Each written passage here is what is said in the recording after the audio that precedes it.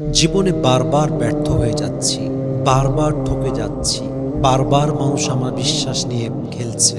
এতবার পড়ে যাচ্ছি, মনে হচ্ছে যে আল্লাহ আমাকে ভালোবাসেন না। যদি আল্লাহ আমাকে ভালোবাসেন তাহলে এত কষ্ট কেন, এত আঘাত কেন, এত মানসিক চাপ কেন, এত অভাব কেন, এত খারাপ লাগে কেন, ঘুম আসে না কেন, রাতের বেলা ঘুমাতে গেলে চোখ দিয়ে আমার পানি ঝরে কেন, আমি বারবার ব্যর্থ হয়ে যাচ্ছি কেন? আল্লাহ কি আমাকে ভালোবাসেন না? আল্লাহ কি আমাকে পছন্দ করেন না? এই প্রশ্নগুলো আমার মনে হয় যে প্রতিনিয়ত মানুষ নিজেকে করে। আর এই প্রশ্নগুলো এমন প্রশ্ন যে মানুষকে এই কষ্টগুলো একটা সময় গিয়ে খুঁড়ে খুঁড়ে মারে। মানুষ এই কষ্টগুলো নিয়ে খুব বেশি দিন বাঁচতে পারে না। প্রথমত মাথায় রাখবেন, যখন বারবার মন বলবে আল্লাহ কি আমার কষ্ট দেখে না, আমি কেন বারবার ব্যর্থ হচ্ছি, কেন বারবার কষ্ট পাচ্ছি, আল্লাহ বলছেন ওয়াল্লাহু বাসীরুম বিমা তা'মালুন, বান্দা তোকে আমি দেখতে পাচ্ছি, তোর কষ্ট আমি দেখতে পাচ্ছি। তোর কষ্ট কেউ ফিল না করুক, আমি আল্লাহ তোর কষ্ট ফিল করতে পারি। তোর কষ্ট কেউ দেখতে না পারুক, আমি তোর কষ্ট দেখতে পারি। তুই হতাশ হয়ে যাস না। লা তাহজান ইন্নাল্লাহা মা'ানা, never lose hope, Allah is with us forever. Allah বলছে বান্দা হতাশ হয়ে যেও না, আমি তোমার সাথে আছি। অপর আয়াতে আল্লাহ তাআলা বলছেন ওয়াহুয়া মা'কুম আইনামা কুনতুম, wherever you are Allah is there for you forever। বান্দা তুমি যেখানেই থাকো না কেন, আল্লাহ তোমার সঙ্গী হিসেবে আছেন, আল্লাহ তোমার বন্ধু হিসেবে আছেন। হতাশ হয়ে যেও না, নিরাশ হয়ে যেও না, আমি আল্লাহর উপরে ভরসা রাখো। ওমাই ইয়াতাওয়াক্কাল আলাল্লাহি ফাহুয়া হাসবু। আল্লাহ বলছে whoever trusts in Allah subhanahu wa ta'ala, Allah is sufficient for him। যে ব্যক্তি আল্লাহর উপরে ভরসা করতে পারে, আল্লাহ একাই তার জন্য যথেষ্ট হয়ে যায়। পরের সবাই সুবহানাল্লাহ। তাহলে মেহেরবানি করে ভয় পাবেন না, আল্লাহ আপনাকে দেখছেন। দ্বিতীয়ত কথা হচ্ছে, যখন প্রচণ্ড বিষণ্ণতা কাজ করবে, প্রচণ্ড খারাপ লাগবে, চোখ দিয়ে পানি পড়বে, দেয়ালে পিঠটা ঠেকে যাবে, মনে হবে আর কেউ নেই, এই কষ্ট আমি আর সহ্য করতে পারছি না, আমাকে কেউ এসে বাঁচাক। মাথায় রাখবেন আল্লাহ তাআলা বলেছেন লা ইউকাল্লিফুল্লাহু নাফসান ইল্লা উসআহা। He doesn't test anybody beyond their power, beyond their capacity, beyond their capability। আল্লাহ বলছে কখনো আমি আমার বান্দাকে সাধ্যের বাহিরে কোনো বোঝা চাপিয়ে দেই না। আমার বান্দাকে আমি এমন কষ্ট দেই না যে কষ্ট আমার বান্দা সহ্য করতে পারবে না। আমার বান্দাকে আমি সেই কষ্ট দেই যে কষ্ট আমার বান্দা সহ্য করতে পারবে। আমার বান্দাকে আমি সেই পরীক্ষা নেই যে পরীক্ষা আমার বান্দা ফেস করতে পারবে। আমার বান্দাকে আমি সেই বিপদে ফেলি যে বিপদ থেকে আমার বান্দা উদ্ধার হয়ে আসতে পারবে। তো যে কোনো কষ্ট হতে পারে, যে কোনো আঘাত হতে পারে, এটা মাথায় ইনস্টল দিয়ে দেন, আপনি সহ্য করতে পারবেন, তাই আল্লাহ আপনাকে দিয়েছে। আল্লামা ইকবাল লিখেছেন কি অসাধারণ কথা, আল্লাহ কभी ऐसा बोझ नहीं डालता जो तुमसे कभी संभाला ही ना जाए। तुम्हें बस टूटना नहीं है क्योंकि तुम्हारी रब को तुम्हारी ताकत पर पूरा यकीन है। कभी तुम्हें तन्हा लगे तो याद रखना कि रब तुम्हारे बहुत करीब है और हर रात के बाद दिन की रोशनी जरूर आती है। बस सब्र का दामन थाम के रखो, यही तुम्हारी सबसे बड़ी ताकत है। और याद रखना जो आज टूटा है वो कल तुम्हारे लिए रहमत की वजह जरूर बनेगा इंशाअल्लाह। What an amazing words it is। কতটা মোটিভেশনাল কথা। আল্লাহ কখনো তার বান্দাকে এমন জিনিস চাপিয়েই দেন না যেটা বান্দা তার কাঁধে সহ্য করতে পারে না। আমাকে জাস্ট ভেঙে যাওয়া চলবে না, আমি ভেঙে গেলে হবে না, আমি হতাশ হলে হবে না, আমি মরে গেলে হবে না, আমি চাপ নিলে হবে না, আমাকে আল্লাহর উপরে ভরসা রাখতে হবে। সবরের রশিকে শক্ত করে আগলে ধরতে হবে। মনে হচ্ছে আজকে এই কারণে ভেঙে যাব, শেষ হয়ে যাব, যেটা আজকে তোমার ভাঙ্গার কারণ, আগামীকাল তুমি দেখবে এটাই তোমার সফল হওয়ার কারণ হয়ে যাবে। ঠিক কিনা বলেন সবাই আপনারা? হতাশ হবেন না, never lose hope, never be frustrated, হতাশ হয়ে যাবেন না। ছোট্ট আর একটা কথা বলতে চাই, যখনই খুব বেশি এরকম মনে হবে বারবার ব্যর্থ হচ্ছি, বারবার কষ্ট পাচ্ছি, একটা আয়াত স্মরণে রাখবেন, ফাইন্না মাআল উসরি ইউসরা, ইন্না মাআল উসরি ইউসরা। Indeed with every hardship there is ease. প্রত্যেক কষ্টের সাথে স্বস্তি আছে, অ্যান্ড এই স্বস্তি আপনাকে খুঁজে বের করতে হবে। কোনো না কোনো স্বস্তি আছে। হয়তো বারবার ব্যর্থ হচ্ছেন, কিন্তু শারীরিকভাবে সুস্থ আছেন। হয়তোবা টাকা পয়সা একটু কম, বাট আপনার ওয়াইফটা খুব ভালো, স্বস্তি আছে। হয়তোবা আপনার বাচ্চা দেখতে একটু অসুন্দর, বাট অন্য বাচ্চার মতো অসুস্থ নয়, স্বস্তি আছে। হয়তোবা আপনি অনেক কষ্টে আছেন, কিন্তু আপনার আব্বা আম্মা আছে, তার দিকে তাকান। যার বাপ মাও নাই, যার কেউ নাই লাইফে, তার দিকে তাকান। আপনার তো অনেক কিছু আছে। আপনার তো শোয়ার জন্য বেড আছে, আপনার তো শীতকালে কম্বল আছে। অনেকে রেল লাইনে শুয়ে থাকে, গায়ে একটা জামা নাই, কাঁথা নাই, কম্বল নাই। আপনি অনেক ভালো আছেন। ফাইন্না মা'আল উসরি ইউসরা, indeed with every hardship there is ease. কষ্টের সাথেই রয়েছে স্বস্তি। লা তাকনাতু মির রাহমাতিল্লাহ, never lose hope from the mercy of your lord. রবের রহমত থেকে তোমরা নিরাশ হয়ে যেও না। অপর আয়াতে আল্লাহ তাআলা বলছেন, ওয়ালা সাউফা ইউতিকা রাব্বুকা ফাতারদা। তুমি যদি তোমার ব্যর্থতার মাঝে, কষ্টের মাঝে, হতাশার মাঝে আমি আল্লাহকে বিশ্বাস করতে পারো, তুমি যদি বলতে পারো আল্লাহ যা নিয়েছে আমার জন্য ভালো ছিল, তাই তিনি নিয়ে গিয়েছে। আল্লাহ যা আমাকে দিবেন তাতে আমি খুশি, যা কেড়ে নেবেন তাতেও আমি খুশি। ভালো থাকলেও আলহামদুলিল্লাহ, না থাকলেও আলহামদুলিল্লাহ, পেলেও শুকর, না পেলেও শুকর। আল্লাহ বলছে, বান্দা তুই যদি এমন হতে পারিস, indeed your Lord will give you something that will definitely make yourself happy. আল্লাহ তোরে এমন কিছু দিবে, ভবিষ্যতে এমন কিছু তোকে দান করবে যে তুই তোর জীবনে আগে এমন জিনিস পাস নাই, আগের চাইতে 1000 গুণ বেশি উত্তম নিয়ামত আল্লাহ আপনার জীবনে আপনাকে দান করবে। সুবহানাল্লাহ পড়বেন না আপনারা সবাই? অতএব মেহেরবানি করে আল্লাহর রহমত থেকে নিরাশ হবেন না। যতই ব্যর্থ হয়ে যান, আল্লাহ আপনাকে দেখছেন, সময় আপনারও আসবে। ধৈর্য ধারণ করেন, try your best, give your best effort, good day is coming. ইনশাআল্লাহ এমন একটা দিন আসবে আপনার পুরো জীবনটাই আল্লাহ তাআলা সুখময় করে ফেলবেন। Never lose hope. হুজুর, আমার স্বামী আমাকে প্রচণ্ড কষ্ট দেয়। স্বামী কষ্ট দিলে করণীয় আমল কি রয়েছে ইসলামে? আমি জানতে চাই, কারণ আমার স্বামীর দেওয়া কষ্ট আমার হজম করতে খুবই কষ্ট হয়। উত্তরটা দিলে খুব ভালো হতো আমার জন্য। অবশ্যই এটা কোনো একজন মায়ের প্রশ্ন, মেয়ের প্রশ্ন। আমার মনে হয় যে প্রত্যেকটা মায়ের জানা উচিত, প্রত্যেকটা মেয়ের জানা উচিত স্বামী কষ্ট দিলে আপনার করণীয় কী। আমি খুবই শর্টকাটে আনসার দিব, টাইম ইজ টু শর্ট, আমাদের কাছে সময় খুবই অল্প। আমি জাস্ট প্রথমে বলতে চাই এই কথা, স্বামী কষ্ট দিলে আপনার কাছে দুইটা অপশন। নিজের মনকে প্রশ্ন করবেন, স্বামীর ঘর ছেড়ে অন্য কোথাও যাওয়ার জায়গা কি আমার আছে কিনা? স্বামীর সংসার ছেড়ে অন্য কোনো সংসারে যাওয়ার মতো মনোমানসিকতা আমার আছে কিনা? স্বামী ছাড়া সেকেন্ড কোনো অপশন আমার কাছে আছে কিনা? যদি মন বলে যে না, স্বামী ছাড়া যাওয়ার মতো কোনো জায়গা নেই, স্বামী আপন, স্বামী সব, সংসারই সব, এসেছি লাল শাড়িতে, যদি এই বাড়ি ছাড়তেই হয়, বিদায় যদি নিতেই হয়, সেদিন বিদায় নিব যেদিন আমি লাল শাড়ি নয়, যেদিন আমি সাদা কাফনের কাপড়ে প্যাকেট হব। Before that I will never leave this house. আমি ছাড়বো না এই সংসার, এই বাড়ি আমি ছাড়বো না। যদি এটা হয় আপনার উত্তর, তাহলে মনকে বুঝতেন যেহেতু যাওয়ার কোনো জায়গা নেই, পরিবেশ পরিস্থিতি যাই হোক না কেন আমাকে অ্যাডজাস্ট করতে হবে। কষ্ট যতই হোক না কেন আমাকে হজম করতে হবে। স্বামী আমাকে ভালোবাসুক কিংবা গালি দিক, এটা আমার স্বামী, এটা আমাকে টলারেট করতে হবে, এটা আমাকে অ্যাকসেপ্ট করতে হবে। যত যাই হোক আমার ভেঙে পড়লে চলবে না, আমাকে শক্ত হতে হবে। দেখবেন এটা যদি হয় আপনার মনোমানসিকতা, তাহলে আপনার সংসার জীবনে আপনাকে সুখী করবে একজন, তিনি কে? আর যদি মন বলে না আমার কাছে অনেক অপশন আছে, যাওয়ার মতো অনেক জায়গা আছে, স্বামী কষ্ট দিয়েছে, কী হয়েছে, বাপের বাড়ি যাবো, ওখানে গিয়ে থাকবো, এই চিন্তা দিয়ে সংসার হয় না।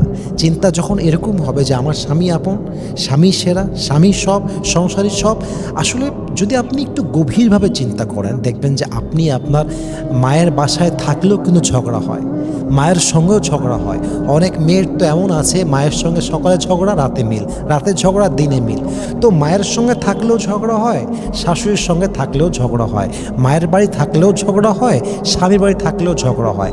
আপনি যদি অ্যাডজাস্ট করতে পারেন, নিজেকে মানাতে পারেন, দেখবেন যে পরিস্থিতি আগের চাইতে অনেক বেশি সহজ হয়ে যাবে। আল্লাহ প্রিয় মা বোনদেরকে বোঝার তৌফিক দান করুক, পড়েন সবাই আমিন। 2 নম্বর কথা হচ্ছে, স্বামী কষ্ট দিলে এটাকে আল্লাহর রহমত হিসেবে লাইফে অ্যাকসেপ্ট করবেন। কারণ আল্লাহ যখন কাউকে তার আপন বানাতে চায়, আপন বান্দা বানাতে চায়, সবচেয়ে কাছের বান্দা বানাতে চায়, আল্লাহ তখন তাকে বিভিন্নভাবে কষ্ট দেয়। আপনার স্বামী যখন আপনাকে কষ্ট দেবে, এটাকে আল্লাহ রহমত হিসেবে অ্যাকসেপ্ট করবেন। কারণ স্বামী যখন আঘাত করে, স্বামী যখন কষ্ট দেয়, তখন একজন নারী বুঝতে পারে যে আমার আপন বলতে পৃথিবীতে কেউ নেই, বাবা নেই, মা নেই, ভাই নেই, স্বামী নেই, সন্তান নেই, আমার আপন শুধুমাত্র এক সত্তা। বলেন সবাই, তিনি কে? ইভেন হাদিসে এটাও আসছে, আল্লাহ রসুল বলেছেন, তোমার জীবনের একাকিত্ব, তোমার জীবনের কষ্ট, তোমার জীবনের আঘাত, তোমার জীবনের কোনো যন্ত্রণা যদি তোমাকে আল্লাহর কাছে এক ধাপও সামনে নিয়ে যায়, এটা কোনো কষ্ট নয়, এটা কোনো আঘাত নয়, বরং এটা আল্লাহর পক্ষ থেকে আসা বিশেষ একটা রহমত তোমার জীবনে। সুবহানাল্লাহ পড়েন আপনারা সবাই। তাহলে accept it as a mercy from your Lord.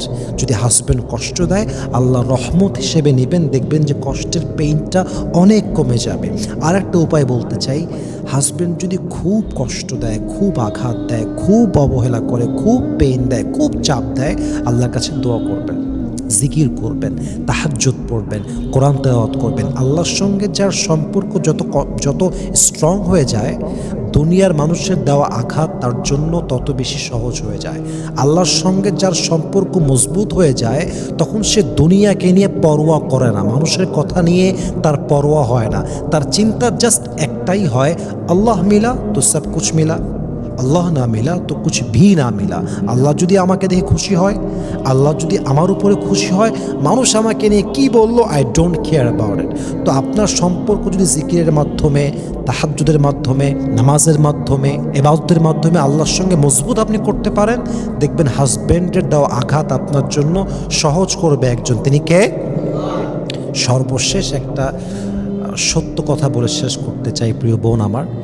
এই যুগে যেই মেয়ের রূপ সুন্দর নয়, এই যুগে যেই মেয়ের বাপের টাকা নেই, এই যুগে যেই মেয়ে ওয়েল কোয়ালিফাইড নয়, এই যুগে যেই মেয়ে যোগ্যতা সম্পন্ন নয়, এবং যদি আরেকটু কড়া ভাষায় বলি, এই যুগে যেই মেয়ের গায়ের চামড়ার রং ফর্সা নয়, এই মেয়ে ছাড়া সাধারণ মেয়ে, যার বাবার টাকা কম, যার যোগ্যতা কম, তার চেহারা দেখতে হালকা সুন্দর, বেশি সুন্দর না, শ্যাম বর্ণের, এরকম মেয়ে যদি স্বামীর খেদমত করতে করতে জীবনটাও দিয়ে দেয়, কষ্ট করতে করতে কলিজাও ছেড়ে দিয়ে দেয়, এমনও অনেক বেঈমান স্বামী আছে, ঘুরেও তাকাতে চায় না। ঠিক কিনা বলেন আপনারা সবাই?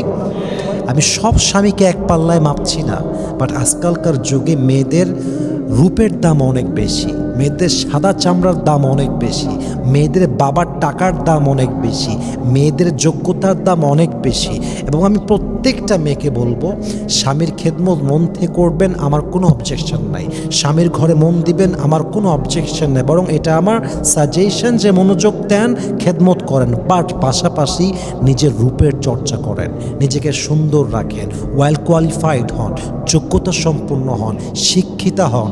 এবং মাথায় রাখবেন, শিক্ষিতা আপনি এই জন্য হবেন না যে স্বামীকে আপনি কদিন পর লাথি মারবেন, আপনি যোগ্যতা সম্পন্ন এই জন্য হবেন না যে স্বামীর মুখে মুখে তর্ক করবেন, বরং আপনি যোগ্যতা সম্পন্ন এই জন্য হবেন, যদি আপনার একটা সময় গিয়ে বাবা মারা যায়, যদি আপনার স্বামী বেইমানি করে আপনাকে তালাক দিয়ে দেয়, আপনি যেন এতটুকু যোগ্যতা সম্পন্ন হতে পারেন যে আপনাকে রাস্তায় নামতে না হয়, ভিক্ষা করতে না হয়, হাত পাততে না হয়, মুহতাজ হতে না হয়, মুখাপেক্ষী না হতে হয়, বরং আপনার যোগ্যতা এত বেশি হতে হবে, কেউ আপনাকে ছাড়লেও যেন আপনার মাজার হাড়টা আজীবনের জন্য ভেঙে না যায়। কথা ঠিক আছে কিনা বলুন আপনারা সবাই? এই জন্য প্রিয় বোন আমার, নিজের দিকে খেয়াল করেন, নিজেকে যোগ্যতা সম্পন্ন বানান, রূপের চর্চা করেন, কথা শেখেন, ভাষা শেখেন, যোগ্যতা আনেন, স্কিলগুলোকে আরও ভালো করে অ্যাচিভ করার ট্রাই করেন, দেখবেন ইনশাআল্লাহ আপনার জীবনটা আল্লাহ তাআলা আরও বেশি সহজ করবেন। কেন একজন মানুষ আমাদের জীবন থেকে হঠাৎ চলে যায়? সে কি নিজে চলে যায় না আল্লাহ তাকে নিয়ে যায়? এবং এর পেছনে আসল কারণ কি, এবং সেই অবস্থান থেকে আমরা কিভাবে ফিরে আসতে পারি? That's a very important question. I mean, যদি আপনার জীবন থেকে হঠাৎ কোনো মানুষ হারিয়ে যায়, এটা কেন হারিয়ে যায়, কেন এটা চলে যায়, আল্লাহ কেন নিয়ে যায়, এটা আজকে আমরা উত্তর দেওয়ার চেষ্টা করছি ইনশাআল্লাহ। ফার্স্ট অফ অল আপনাকে জানতে হবে, আল্লাহ মাঝে মাঝে আপনার জীবন থেকে কিছু মানুষকে হারিয়ে দেয়, এর বিশেষ কারণটা হচ্ছে আল্লাহ বোঝাতে চায় যে তোমার চয়েসটা বেস্ট নয়, বরং তোমার চাইতে বেস্ট চয়েস হচ্ছে এক সত্তার, তিনি কে? যেমনটা কোরআনে আল্লাহ তাআলা বলেছেন, ওয়াসা আন তাকরাহু শাইআ ওয়া হুয়া খায়রুল লাকুম ওয়াসা আন তুহিব্বু শাইআ ওয়া হুয়া শাররুল লাকুম। আল্লাহ বলছে, বান্দা কখনো কখনো তোমার কোনো একটা জিনিসকে দেখে এরকম ফিল হয় যে this is the best option for me and you believe that this is the perfect option for you. তুমি মনে করো যে এর চাইতে বেস্ট কিছু হতেই পারবে না। ইভেন মাঝে মাঝে এমনও হয় কোনো জিনিসকে তুমি খুব অপছন্দ করো and you think that this is not perfect for you. তোমার মনে হয় যে এটা আমার জীবনে পারফেক্ট নয়, বেস্ট নয়, আমার জন্য কল্যাণকর নয়। বাট আল্লাহ তাআলা বলছেন, ওয়াল্লাহু ইয়ালামু ওয়া আনতুম লা তা'লামুন। Your knowledge is limited, but Allah's knowledge is not limited. আমাদের জ্ঞানটা সীমিত, আল্লাহর জ্ঞানটা সীমিত নয়। আমরা বাহ্যিক চোখে যা দেখি তা দিয়ে ফলাফল জাস্টিফাই করি, বাট আগামীকাল কি হবে, ভবিষ্যতে কি হতে পারে, এটা আমার আপনার জানা নেই। এটা জানে এক সত্তা, বলেন সবাই তিনি কে? অতএব আপনাকে বুঝতে হবে মাঝে মাঝে আল্লাহ যে আপনার জীবন থেকে কিছু মানুষকে নিয়ে নেয়, কিছু মানুষ যে আপনার জীবন থেকে হটে যায়, চলে যায়, হারিয়ে যায়, এর কারণটাই হচ্ছে এটা আপনার জন্য সেরা নয়, এটা আপনার জন্য বেস্ট নয়, বরং সবচেয়ে বেস্ট অপশন দেওয়ার মালিক একজন, তিনি কে? দুই নাম্বার কথা, মাঝে মাঝে আমাদের জীবন থেকে মানুষ হারিয়ে যায় এই জন্য যে আল্লাহ আমাদেরকে উত্তম কিছু দিতে চায়, এর চাইতে ভালো কিছু আল্লাহ দিতে চায়, তাই এই মানুষগুলো আমাদের জীবন থেকে হারিয়ে যায়। বেসিক্যালি আমাদের ইমানটা দুর্বল, তাই আমাদের চিন্তাটা খুব ন্যারো হয় যে কেন হারিয়ে গেল। কিন্তু একটা সময় পরে গিয়ে যখন আমরা বেস্ট কিছু পেয়ে যাই, উত্তম কিছু পেয়ে যাই, তখন আমরা বলতে বাধ্য হই যে আল্লাহ তুমি আমার জীবন থেকে যা হারিয়ে দিয়েছো, যা আমার জীবন থেকে হারিয়ে গিয়েছে, যা তুমি নিয়ে নিয়েছো, এটাই তোমার বেস্ট ডিসিশন ছিল। ঠিক কিনা বলেন সবাই আপনারা? তো আল্লাহ আপনাকে উত্তম কিছু দিতে চান, আপনি ভেঙে গেলে হবে না। আচ্ছা, এভিডেন্স দেই, কোরআনে আল্লাহ তাআলা বলেছেন, ওয়ালা সাউফা ইউতিকা রাব্বুকা ফাতারদা। যা তোমার জীবন থেকে হারিয়ে গিয়েছে তা নিয়ে হতাশ হয়ে যেও না। Never lose hope, never be frustrated. Put your trust on your Lord and believe. Indeed, your Lord will give you something that will definitely make yourself happy. যা হারিয়েছো, যা তোমার জীবন থেকে হারিয়ে গিয়েছে, ভরসা রাখো আল্লাহর উপরে। যা হারিয়েছো এর চাইতে 1000 গুণ বেশি উত্তম আল্লাহ তোমাকে দান করেছে। বলা পড়বেন না আপনারা সবাই? এই জন্য আমার ভাই যে প্রশ্ন করেছেন কেন এটা হারিয়ে যায়, এক নম্বর কারণ আল্লাহ উত্তম কিছু দিবেন, দুই নম্বর কারণ হচ্ছে আপনার চয়েসটা বেস্ট নয়, আল্লাহর চয়েসটা বেস্ট। আর একটা কারণ আমি আপনাকে বলতে চাই, সেটা হচ্ছে আল্লাহ আপনার পরীক্ষা নিচ্ছেন, টেস্ট নিচ্ছেন, আপনার রিয়াকশনটা আসলে কেমন। মাঝে মাঝে আল্লাহ পরীক্ষা করেন, just he wants to see how you react, how you face this exam. Allah দেখতে চায় যে আপনি পরীক্ষাটা হ্যান্ডেল করছেন কেমন করে, আপনার ভেতরে ধৈর্য ক্ষমতা আছে কি না, আপনার ভেতরে আল্লাহর উপরে ভরসা আছে কি না, ঈমান আছে কি না। যদি আপনার ফলাফলে আপনি পাশ হয়ে যান, ওয়াবাশশিরিস সাবিরিন, আল্লাহ বলছে আমার সেই বান্দাকে তোমরা জান্নাতের সুসংবাদ দিয়ে দাও। সুবহানাল্লাহ পড়বেন না আপনারা সবাই?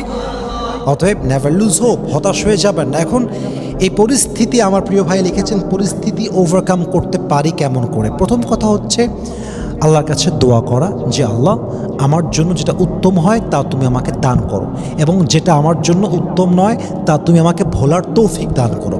দুই নাম্বার, আল্লাহর কাছে সেজদা দেওয়া, জিকির করা, তাহাজ্জুদ পড়া, 5 ওয়াক্ত নামাজ পড়া, কোরআন তেলাওয়াত করা। যত বেশি আল্লাহর সঙ্গে আপনার কানেকশন জুড়ে যাবে, তত বেশি আপনার অভিযোগ কমে যাবে। আপনি যত বেশি শুকরগুজার হবেন, আপনার টেনশন তত বেশি কমে যাবে। আপনি যত বেশি গ্র্যাটিটিউড হবেন, আপনার নিয়ামতকে 1000 গুণ বেশি বাড়ায় দিবে একজন। বলেন সবাই তিনি কে? স্বামী যদি স্ত্রীর উপর রাগ করে কথা বলা বন্ধ করে দেয়, কিংবা প্রচণ্ড রাগ করে, সে রাগের পরিস্থিতিকে নিয়ন্ত্রণ করব কিভাবে? স্বামীর রাগ কমানোর জন্য কোনো আমল আছে কি না? আমার স্বামী কথায় কথায় রেগে যায়, আমাকে সমাধান দিলে ভালো হয়। That's a very important question. আমার কাছে মনে হয় যে অনেক স্বামী এরকম আছি আমরা, যারা অল্প কথাতেই রেগে যাই, অল্প কথাতেই ওভার রিয়্যাক্ট করে ফেলে, খুবই অ্যাগ্রেসিভ মনোমাইন্ডের মানুষ আমরা অনেকেই আছি। ফার্স্ট অফ অল, এটা একটা কারণ হতে পারে যে স্বামী যদি ওয়াইফকে বেসিক্যালি পছন্দই না করে, ওয়াইফকেই পছন্দ না, তার সঙ্গে সংসার করতে চায় না, তখন কি হয় যে আপনার ওয়াইফের ছোট্টখাটো ভুলেও হাজব্যান্ড খুব ওভার রিয়্যাক্ট করে, কারণ সে তাকে আসলে পছন্দ করে না। আর যদি এরকম হয় যে স্বামী তার বউকে সত্যি অনেক ভালোবাসে, পয়েন্টটা একটু বোঝার ট্রাই করেন যে স্বামী তার ওয়াইফকে সত্যিই মন থেকে ভালোবাসে। তো যখন আপনি কাউকে মন থেকে ভালোবাসবেন এবং তাকে কোনো একটা কাজ করতে বলবেন কিংবা নিষেধ করবেন, যদি নিষেধ করার পরেও আপনার শখের নারী, আপনার ওয়াইফ, আপনার ভালোবাসার মানুষ ওই কাজটাই করে, তখন আবার পুরুষ কি হয়, সহ্য করতে পারে না।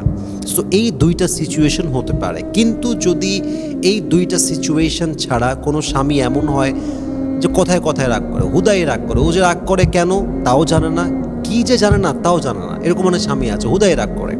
এখন এই রাগটাকে আপনি কন্ট্রোল করবেন কিভাবে? আমি প্রত্যেকটা ওয়াইফকে বলবো, দেখেন আপনার স্বামী যদি প্রচণ্ড রেগে যায়, খুব রেগে যায়, প্রথম উপায়টাই হচ্ছে ওই সময়ে কোনো কথাই বলবেন না স্বামীর সামনে। একদম আমার মনে হয় যে একদম স্থির হয়ে যান, কিপ কোয়াইট, কিপ সাইলেন্ট, একদম চুপ। স্বামী রেগে গেছে, একদম চুপচাপ থাকবেন। বেশিরভাগ মেয়েরা আছে যারা স্বামী রেগে গেছে, আগুন জ্বলতেছে, কেরোসিন ঢালার জন্য ওই মেয়েটা আবার মুখে মুখে তর্ক করে, স্বামীকে ডিফেন্স করে, স্বামীর কথার আরও উল্টা প্রতিবাদ করে, স্বামীর কথাকে টক্কর দেয়, তোমাকে দেখে নিব, আরে তোমার ফল্ট, আরে তোমাকে বিয়ে করে আমার জীবন নষ্ট হয়ে গেল, আমাকে তালাক দাও, আমি সংসারে থাকবো না, আমি তোমাকে ভয় করি না, আরও উল্টাপাল্টা কথা বলে। তো রাগটা মনে করেন 80% ছিল, 100% পৌঁছে যায়। ইভেন এই সমাজে হাজারো কেস এমন আছে, আমি আমার জীবনে কত মেসেজ যে পেয়েছি যে আমার স্বামী এক মজলিসে, এক বসায়, একই জায়গায় রাগের মাথায় আমাকে 3 তালাক দিয়ে দিয়েছে, আমার স্বামী আমাকে ভিডিও কলে 3 তালাক দিয়েছে, আমার স্বামী আমাকে মেসেজে 3 তালাক দিয়ে দিয়েছে। আমি মানলাম যে পুরুষটা 3 তালাক দিয়ে অন্যায় করেছে, আমি সেটাকে স্বীকার করলাম, স্বীকার করে মেনে নিলাম যে আপনার স্বামী অন্যায় করেছে, কেন সে 3 তালাক দিল। বাট মাই কোয়েশ্চেন ইজ, আপনি কি এমন অন্যায় করলেন যে আপনার স্বামীর ঠেকাই পড়ে গেল যে আপনাকে এখনই 3 তালাক দেওয়া লাগবে? আপনার স্বামী তো চাইলে প্রত্যেক মাসে 1 তালাক করে 3 মাসে 3 তালাক দিতে পারতো। আপনি কোন ব্যবহার করলেন? আপনি কোন শব্দ চয়ন করলেন?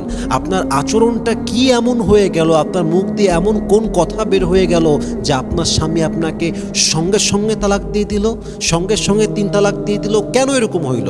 কারণ আপনি তা বলেছেন যে আপনার স্বামীর সহ্যের বাহিরে, আপনি মুখে মুখে তর্ক করেছেন, আপনি আপনার স্বামীর মনের আগুনটাকে আরও জ্বালিয়ে তুলেছেন, ও না পেরে আপনাকে তালাক দিয়েছে। এজন্য যদি তালাক থেকে বাঁচতে চান, সংসারটাকে বাঁচাতে চান, স্বামীর রাগটাকে নিয়ন্ত্রণ করতে চান, রাগের সময় don't speak, don't loud, don't shout, you just have to keep quiet and keep silent. একদম চুপ হয়ে যান, নাম্বার 1। নাম্বার 2, একটু স্পেস দেন, একটু স্পেস যাক, একটু সময় যাক, একটু মুহূর্তটা একটু ঠান্ডা হোক, সময়টা একটু স্থির হোক, একটু স্পেস দেন। যখন স্পেস দিয়ে ফেলেছেন, চুপ থেকেছেন, সময়টাকে অবজার্ভ করেছেন, শান্ত থেকেছেন, এখন কথা বলার পালা চলে আসছে। ওয়াকুলু লিন্নাসি হুসনা, নরম ভাষায় কথা বলেন, সুন্দর করে কথা বলেন, বলেন জান কি হয়েছে, আচ্ছা এটা আমার ফল্ট হয়ে গেছে, এটা আসলে আমি ইচ্ছাকৃত করি নাই, আনইনটেনশনালি হয়ে গেছে, I am so sorry for that, এবং আমি তোমাকে প্রমিস করছি যে next time I will never repeat the same mistake again, আমি আর এটা করবো না, আমাকে মাফ করো, আমার ভুল হয়ে গেছে। আচ্ছা জান এরকম করুন, একটু থামো, একটু স্থির হও, একটু সময় দাও আমাকে, আমি নতুন, কিংবা আমার অজানায় এটা হয়ে গেছে, আমি চাইনি, আমি তো তোমার আদেশের বিরুদ্ধে কখনো যাইনি, কখনো যাবও না, এটা আমি চাইনি, ভুল করে হয়ে গেছে। আস্তে করে কথা বলেন, বুঝিয়ে কথা বলেন, সুন্দর করে কথা বলেন। এখন আপনি চুপও থাকলেন, স্পেসও দিলেন, কিন্তু যখন কথা বললেন বারুদ বের করলেন কথার ভিতরে, গুলির মতো কথা আপনার, তো ঝামেলাটা আরও বাড়বে। যখন কথা বলবেন অবশ্যই সুন্দর করে কথা বলবেন, এবং মাথায় রাখবেন স্বামীর রাগটাকে নিজের জীবনের একটা সিম্পল সাবজেক্ট হিসেবে অ্যাকসেপ্ট করবেন। জাস্ট লাইক দিস, যে আমার স্বামী রাগ করবে, আবার আমাকে ভালোবাসবে, আমার স্বামী রেগে যাবে, একটু পরে আবার হাসবে। আরে আমরা তো আজীবন থাকতে চাই, এই সামান্য মুহূর্তের রাগে যদি হজম করতে না পারি, সংসার করব কেমন করে? তো স্বামীর যেমন মনে করেন যে বেঁচে থাকলে কি হবে, পানির পিপাসা লাগবে, বেঁচে থাকলে কি হবে, ভাত খাইতে হবে, এগুলো যেমন জীবনের খুবই নর্মাল সাবজেক্ট, স্বামী প্রত্যেক দিন রাগ করতে পারে, 2 দিন পরে রাগ করতে পারে, এটা খুবই সাধারণ একটা সাবজেক্ট হিসেবে লাইফে অ্যাকসেপ্ট করবেন। দেখবেন যে আপনার স্বামীর রাগের সময় অভ্যাস হয়ে যাবে আপনার চুপ থাকা। আপনি শিখে যাবেন যে স্বামী রাগ করে আছে, এখন কোনো উল্টাপাল্টা নয়, চুপচাপ থাকতে হবে। একটু পরে the situation will be in my control, সব ওকে হয়ে যাবে। I just have to keep quite right now, আমাকে চুপ থাকতে হবে এখন। তো যদি চুপ থাকতে পারেন, ধৈর্যের পরিচয় দিতে পারেন, স্পেস দিতে পারেন, কথা বলার সময় সুন্দর কথা বলতে পারেন, মুখোমুখি তর্ক না করতে পারেন, আল্লাহর কাছে দোয়া করতে পারেন, স্বামীর রাগটাকে সহ্য করতে পারেন, হজম করতে পারেন, আমি আপনাকে গ্যারান্টি দিয়ে বলতে পারবো ইনশাআল্লাহ আপনার সংসার কখনো ভাঙবে না, এবং আপনার স্বামী আপনাকেই ভালোবাসবে। এবং আপনার স্বামী যদি মানুষের বাচ্চা হয়, আপনার স্বামী আপনার হাত কখনোই ছাড়বে না। স্বামী বেইমানি করলে আমার করণীয় কি? আমার স্বামী আমার সাথে বেইমানি করেছে এবং আমি এই মুহূর্তে খুব কনফিউজড যে আমার কি করা উচিত। আপনি যদি আমাকে পরামর্শ দিতেন খুব ভালো হতো আমার জন্য। এটি আমার পেজের একটি প্রশ্ন। I think it's a very important question. বিশেষ করে যারা মায়েরা আছেন, বোনেরা আছেন, তারা এই প্রশ্নটা বেশি করে যে স্বামী যদি বেইমানি করে কিংবা গাদ্দারি করে, what is the solution of it? এটার আসলে সমাধানটা আলটিমেটলি কী হবে, কী হওয়া উচিত আসলে? আমি ফার্স্ট অফ অল উত্তর দিব খুব নরমভাবে বুঝে বলা ট্রাই করছি আমি। সেটা হচ্ছে যে দেখেন, স্বামী যদি কখনো ওয়াইফের সঙ্গে বেইমানি করে, ফার্স্ট অফ অল ওয়াইফের ভাবা উচিত যে স্বামী ছাড়া আমার যাওয়ার কোনো অন্য জায়গা আছে কি না। That's the first question. যদি আপনার কাছে মনে হয় যে হ্যাঁ, স্বামী যেহেতু বেইমানি করেছে, তার থেকে আমি ডিভোর্স বা তালাক নিয়ে অন্য কোথাও গিয়ে সংসার করব, এবং আমার কাছে গ্যারান্টি আছে যে সেখানে কোনো পুরুষ আমার সঙ্গে বেইমানি করবে না, আমার স্বামীর মতো খারাপ হবে না, আমার টেক কেয়ার পরিপূর্ণ করবে, আমাকে কখনো ছাড়বে না, বেইমানি করবে না, কারোর সঙ্গে পরকীয়া করবে না। If you have someone like this, or if you have guarantee about it, then you can think about it. যদি মনে হয় যে হ্যাঁ, আমার অনেক অপশন আছে, অনেক আমার যাওয়ার জায়গা আছে, আমার বাপের টাকার অভাব নাই, আমার কোনো অপশনের অভাব নাই, তাহলে ঠিক আছে, আপনি ডিভোর্সের জন্য ট্রাই করতে পারেন, নেওয়ার জন্য আপনি দাবি করতে পারেন। কিন্তু যদি আপনার কাছে মনে হয় যে ঠিক আছে, আমার যেহেতু বিয়ে এখানে হয়ে গেছে, আমার তো যাওয়ার মতো কোনো জায়গা নাই, আমি এখানেই থাকবো, এটাই আমার জায়গা, এটাই আমার সংসার, এসেছি লাল শাড়িতে, যাব সাদা কাফনের কাপড়, এখান থেকে বের হব, এই যদি আপনার চিন্তা হয়, then you have to do sacrifice for your family. যদি আপনি সংসার বাঁচাতে চান, আপনার এই পরিবারটাকে ধরে রাখতে চান, আপনাকে স্যাক্রিফাইস মাস্ট করতে হবে। এখন কথা হচ্ছে, এই যে বেইমানিটা করলো, এইটার কি হবে? আমি জানি এই কথাটা হয়তো বা অনেক মায়েরা বোনেরা মাইন্ডে নিতে পারেন, বাট আমি খুবই এমন একটা বিষয়ে কথা বলছি যা খুবই সেন্সিটিভ, এবং এটা আসলে পাশাপাশি মানুষের, পুরুষদের বিশেষ করে ন্যাচারে, এটা যেটা আমি বলতে চাই। সত্য কথা হচ্ছে যে পুরুষের মধ্যে আল্লাহ ওই ন্যাচারটা খুবই কম রেখেছেন যে একজন পুরুষ এক নারীতে আজীবন আসক্ত হয়ে থাকবে। এটা পুরুষের সবচেয়ে বড় বাস্তবতা। Whether you accept it or not, that's your personal point of view. আপনি বিশ্বাস করতে পারেন, নাও করতে পারেন, বাট যেহেতু পুরুষের নেচারটা হচ্ছে যে বাসায় যত সুন্দরী বউ থাকুক, যত ভালো বউ থাকুক, বেশিরভাগ পুরুষের স্বভাব হচ্ছে বাহিরে সে যোগ দিবেই। এটা হচ্ছে পুরুষের একটা নেচার, পুরুষের স্বভাব।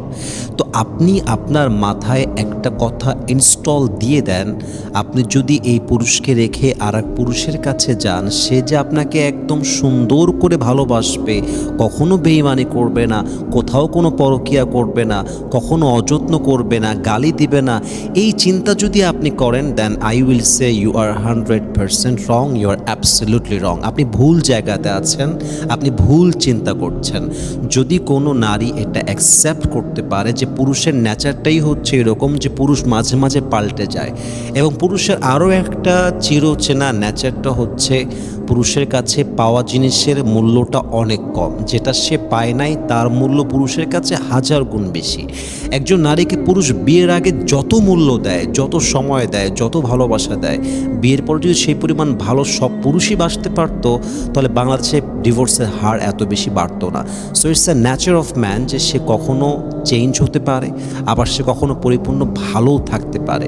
যদি আপনি আপনার মাথায় ইনস্টল দিতে পারেন যে আমার স্বামী আমাকে বাদ দিয়ে অন্য জায়গায় যেতে পারে, কাউকে দেখতে পারে, বেইমানি করতে পারে, মেসেজ কাউকে করতে পারে, চিট আমার সঙ্গে করতে পারে, বাট যেহেতু হি ইজ মাই হাজব্যান্ড, সে আমার স্বামী, এবং তার জন্য আমি ছাড়া দ্বিতীয় বিয়েটাও জায়েজ আছে, এটা ইসলামের শরীয়তের বিধানে যেহেতু আছে, so I have to accept it, very simply আমাকে এটা অ্যাকসেপ্ট করতে হবে।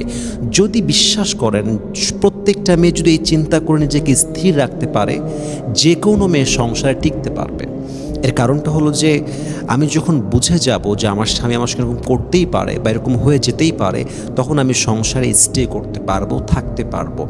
এখন আমাকে অনেকে প্রশ্ন করতে পারেন, ঠিক আছে আমি ইনস্টল দিলাম যে স্বামী এটা করতে পারে, হাজব্যান্ড এরকমই হয়, পুরুষ এমনই হয়, কিন্তু আমার মনের ভেতরে যে আঘাতটা চলতেছে, আমার যে চোখের পানি ঝরতেছে, আমি যে সংসারে মন দিতে পারছি না, স্বামীর খেদমত করতে পারছি না, এবং এমন অনেক সময় হয় যে স্বামী এমনভাবে গাদ্দারি করেছে স্বামীকে আর সম্মানই করতে মনে চায় না, ভালোবাসতে মন চায় না, মন আসেই না, ট্রাই করলেও ফেল করি আমরা। তো যদি এরকম হয়, মাথায় রাখবেন আপনি যে অস্থিরতার মধ্য দিয়ে যাচ্ছেন এর বড় একটা কারণ হচ্ছে আপনার জীবনে কোনো পারপাস নাই, আপনার জীবনে কোনো গোল নাই, আপনার জীবনে কোনো উদ্দেশ্য নাই, প্ল্যান নাই। আপনার উদ্দেশ্য যদি হয় আমি আল্লাহকে পেতে চাই, আল্লাহর আপন হতে চাই, আল্লাহর সবচেয়ে কাছের বান্দি হতে চাই, তাহলে আপনি সারাদিন শুয়ে থাকেন কেমন করে? সারাটা দিন রিলস দেখছেন, গিবত করছেন, বদনাম করছেন, অযথা অহেতুক চিন্তা করছেন। এটা আপনার ব্রেনকে একটা সময় গিয়ে টোটালি ড্যামেজ করে দেবে, আপনার স্পিরিচুয়ালিটিকে একদম পরিপূর্ণ নষ্ট করে দেবে। আপনার যে স্পিরিচুয়ালি আপনি আল্লাহর সঙ্গে কানেক্টেড থাকবেন, এটার সম্ভাবনা পরিপূর্ণ শেষ করে দিবে যদি আপনি আল্লাহর সঙ্গে কানেক্টেড না হন, যদি আপনি জিকির না করেন, নামাজ না পড়েন, কোরআন তেলাওয়াত না করেন। এই জন্য কেউ ঠকাইছে কেন, এটা হলো কেন, ওইটা সে করলো কেন, এই সমস্ত চিন্তা বাদ দিয়ে ক্ষমা করে মুভ অন করা ট্রাই করেন, আল্লাহর জিকির করেন, কোরআন তেলাওয়াত করেন, 5 ওয়াক্ত নামাজ প্রপারলি আদায় করেন। আপনার প্রত্যেকটা কষ্টকে আল্লাহ এত সহজ করবে যে আপনি কল্পনাই করতে পারবেন না। বলেন সবাই ইনশাআল্লাহ। এবং তার চেয়ে গুরুত্বপূর্ণ বিষয় হচ্ছে পৃথিবীতে অনেক মেয়ে স্বামীর ঘরে সংসার করছে ইনস্পাইট অফ নোয়িং যে তার হাজব্যান্ডের অন্য কোথাও অ্যাফেয়ার আছে, এটা সে জানে। অনেক ওয়াইফ আছে জেনে বুঝে চুপ করে সহ্য করে, বিকজ সে সংসারটা ধরে রাখতে চায়, বাচ্চার জন্য, নিজের জন্য, ভবিষ্যতের জন্য, পরিবারের জন্য সে স্যাক্রিফাইস করে। হাজারো মেয়ে পৃথিবীতে আছে যেই মেয়েরা জানে যে আমার স্বামী পরকীয়াতে জড়িত আছে, ইভেন মেয়েটার নামও জানে, মেয়েটার বাসা কোথায় তাও জানে, কেন করে তাও জানে, সব জানে, জেনে বুঝে আছে, স্যাক্রিফাইস করে আছে। এজন্য স্বামী যদি বেঈমানি করে, গাদ্দারি করে, ভেঙে না পড়ে আল্লাহর কাছে দোয়া করেন, তাহাজ্জুদ পড়েন, জিকির করেন, কোরআন তেলাওয়াত করেন, টাইমলি প্রপারলি নামাজটা আদায় করেন, আল্লাহর সঙ্গে কানেক্টেড হন, একটু স্থির হন, সময় নেন, দোয়া করেন। হতে পারে আল্লাহ তাআলা আপনাকে ধৈর্যের লেভেল এত বেশি বাড়ায় দিবেন, ইন্নাল্লাহা মা'আস সাবিরিন, আল্লাহ আপনার সঙ্গী হয়ে যাবেন। আল্লাহ তাআলা আমাদের সবাইকে যেন এই কথাগুলো মানা বোঝা আমল করার তৌফিক দান করেন, আমিন।